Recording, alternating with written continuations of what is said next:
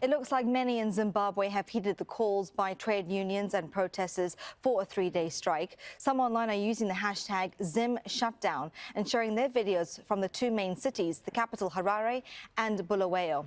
This is Seke Road, leading into Harare's central business district. It has some of the city's largest townships, and as you can see here, hardly a car in sight.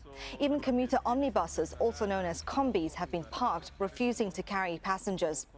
And others have been protesting in the streets. They're saying no to massive fuel price hikes, no to failed bond notes, no to the 2% tax, and no to corruption.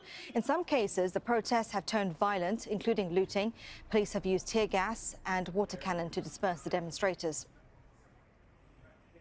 Now, according to fuel provider Raheela, the price hike is because of what it calls a massive tax increase on fuel.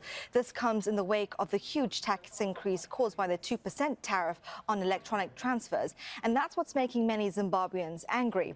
In fact, Zimbabweans have been lining up for fuel for weeks. Some queues are as long as 2 kilometers. Some have also lost patience. Fights have broken out at petrol stations. They accuse the president, Emmerson Mnangagwa, of not focusing on domestic issues as he travels to Moscow and then Switzerland for the World Economic Forum next week. Well, people have also been sharing their thoughts and concerns with us. Here's what some had to say.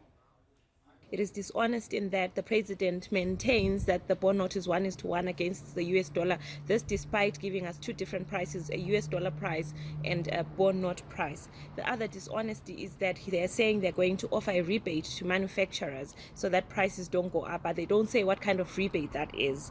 And then the last thing is that they've increased the price of fuel by 250%, but they're only offering a salary increment to civil servants of 10%. This is extremely unfair. The burden has just been increased, and there's just a lot of despair, a lot of frustration. There's a lot of frustration on the faces of men and women in the streets.